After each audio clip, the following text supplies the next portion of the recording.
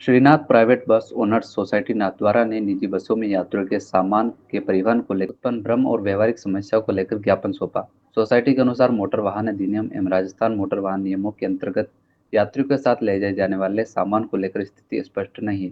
परिवहन विभाग द्वारा समय समय पर अलग अलग निर्देश जारी किए जाते रहे हैं, बस संचालकों और यात्रियों दोनों को परेशानी का सामना करना पड़ रहा है। पत्र में उल्लेख किया गया है कि स्टेज कैरिज बसों में यात्रियों का सामान्य घरेलू सामान जो उनकी व्यक्तिगत आवश्यकता का है, उसे प्रतिबंधित नहीं किया जा सकता।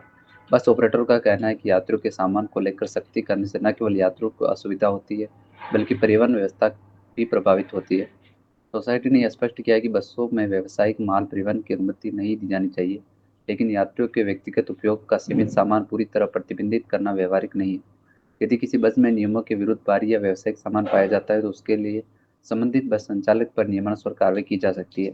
पत्र के माध्यम से जिला प्रशासन से अनुरोध किया है कि यात्रियों के हितों के ध्यान में रखते हुए स्पष्ट और एक रूप दिशा निर्देश जारी किए जाए ताकि बस संचालक नियमों के दायरे में रहकर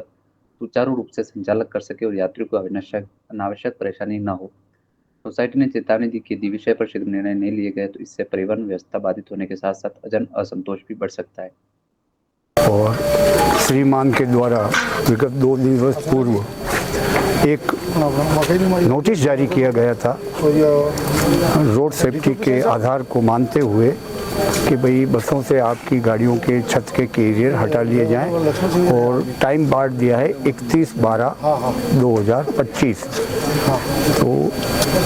आपका उच्च अधिकारियों के द्वारा कोई निर्देशन था, उस निर्देशन की पालनार्थ आपने ऐसा किया है। Bus operator society of Rajasthan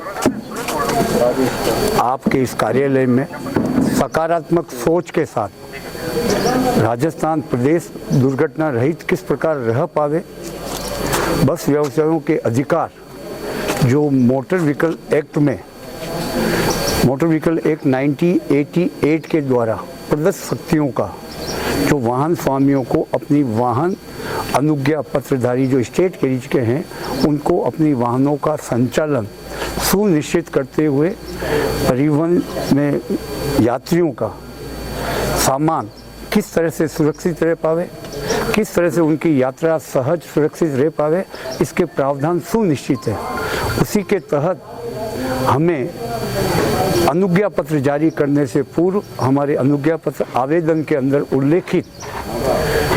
जो फॉर्म है उसकी कॉलम संख्या 19 और 20 में हमने एक एप्लीकेंट के रूप में लिखा है कि भाई हम यात्रियों का हल्का सामान परिवहन करेंगे और उसको सचिव सदस्य प्राधिकार द्वारा स्वीकृत कर हमें अनुज्ञा पत्र जारी किया।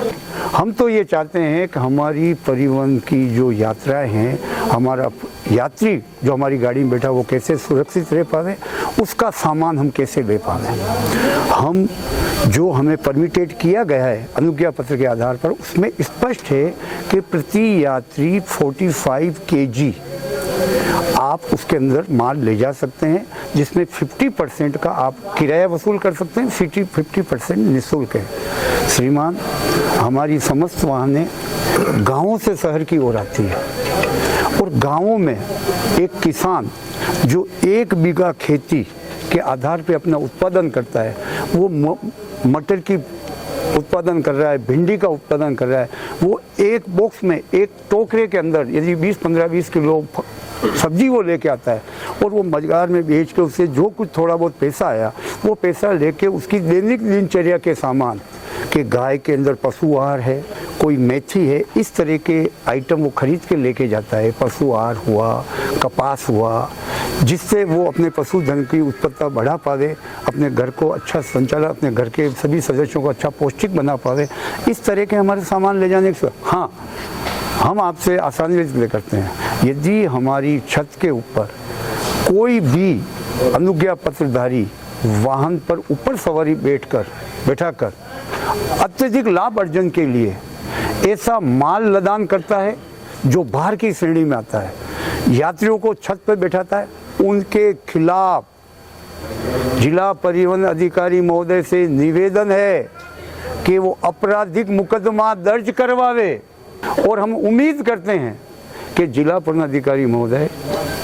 आपसे विनम्र अनुरोध है कि आप हमारे दिए हुए अधिकारों को सुरक्षित रखते हुए इस तरह की कार्रवाई न करें जिससे यात्रियों को अपना माल ले जाने में, परिवहन करने में किसी तरह की असुविधा हो। श्रीमान सर्वोच्च न्यायालय के डिसीजन का हवाला दिया जा रहा है कि सर्वोच्च न्यायालय ने कहा है कि भाई बसों से कैरियर हटेंगे। बसों से कैरियर हटाने का सुप्रीम कोर्ट ने जो दिया है वो दुरुपयोग के आधार पर दिया है।